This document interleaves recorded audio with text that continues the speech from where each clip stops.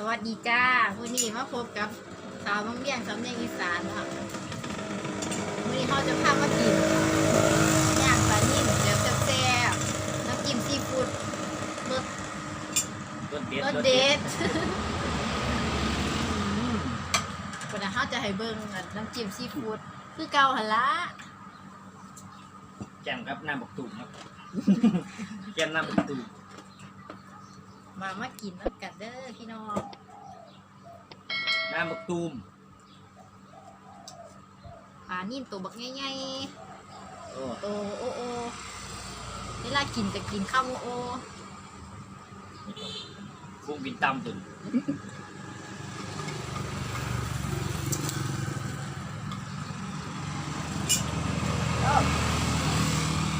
หลายครับโดนหลายปานไงฮะ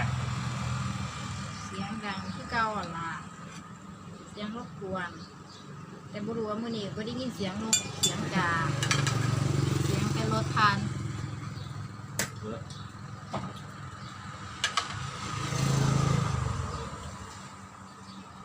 จับกับน้ำมะตูมอร่อยมาก จะให้เอาฝั่งน้องนี่เน่าตุ่มเลย ห่อนเนาะ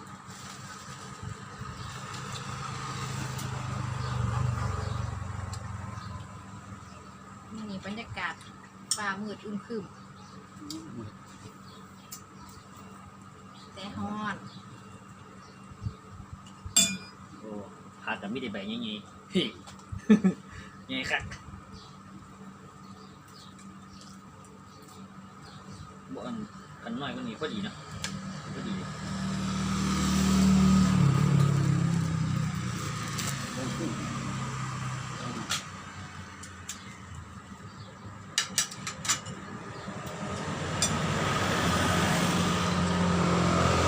ลืมเส้นเล่นนะ เราไปแล้ว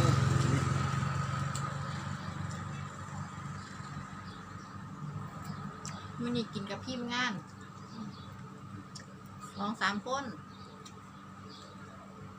กินหลายคนมาแล้วครับเพื่อน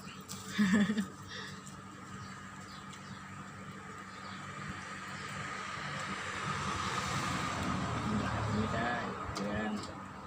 ต้องหน่อยๆให้เขาดิ อันกับแคบหมูกรอบ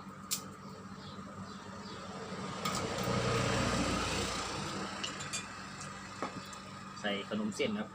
หรือภาษากลางก็เอิ้นขนมจีนภาษาอีสานก็เอิ้น ๆ ข้าวปุ้นข้าวปุ้นเอิ้นใน3แบบขนมเส้นขนมจีนข้าวปุ้น ข้านคำใหญ่ๆเลย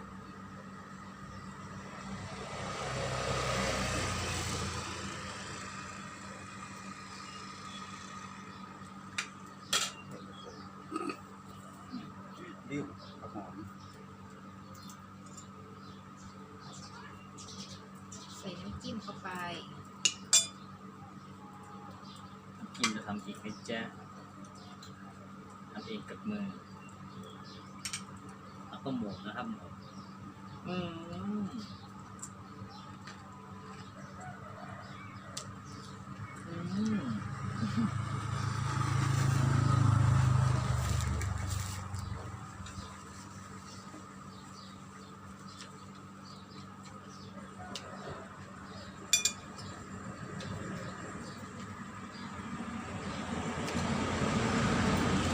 อยากคือเขา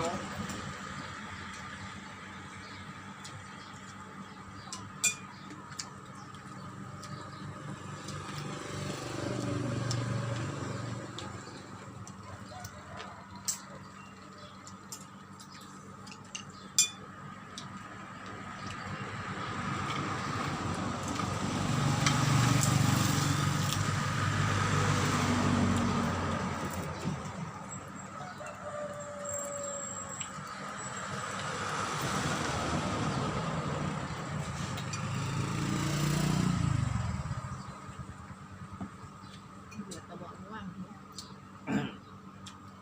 เอาอย่างบ้าง น้ำก็ข้างล่างเลย จะจมมือแต่ว่าน้ำคือ น้ำมาตุ่มแซ่บ น้ำกันนะ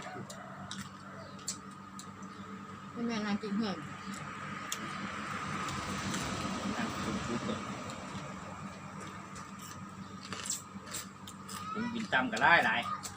มันนี่ ถ้าเข้าใจพี่น้องหลายแมลงวัน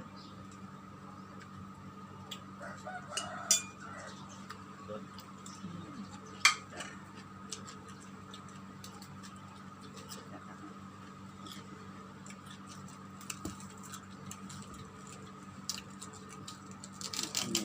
หวานเจี๊ยบ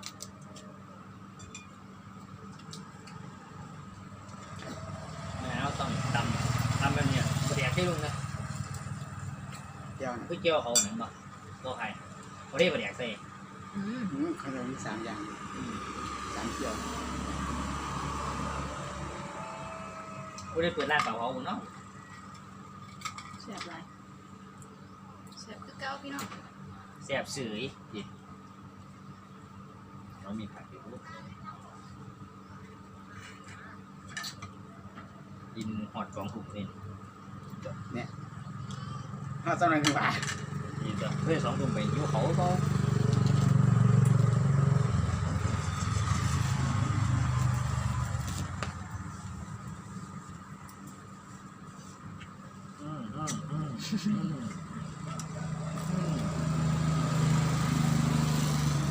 แซ่บแบบ ทำเงี้ยพวกเรา น้ำจิ้มเห็ดเองกับมือ ที่ค่าขวา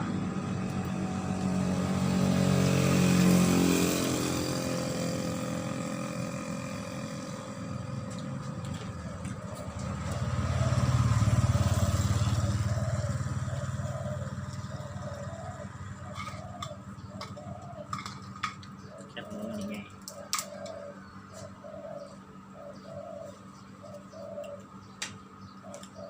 ปลาเราไปหวานมานะครับปลา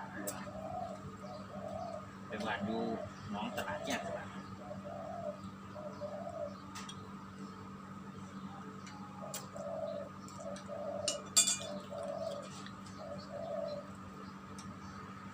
ลงไปเนี่ย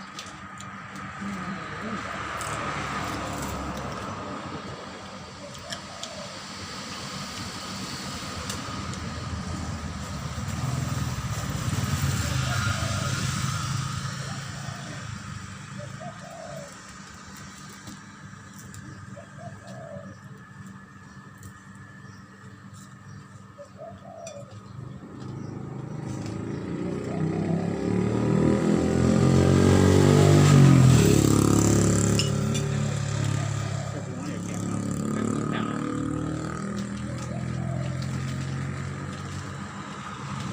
ต้นใหม่ไหมไม่ใช่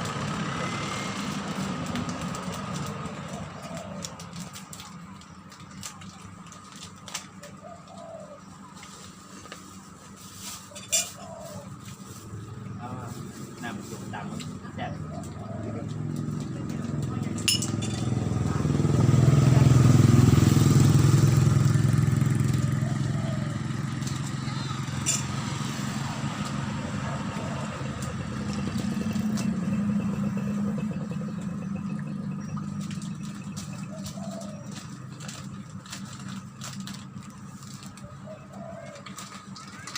ก็เน้นแข็งไปเลย น้ำกวาง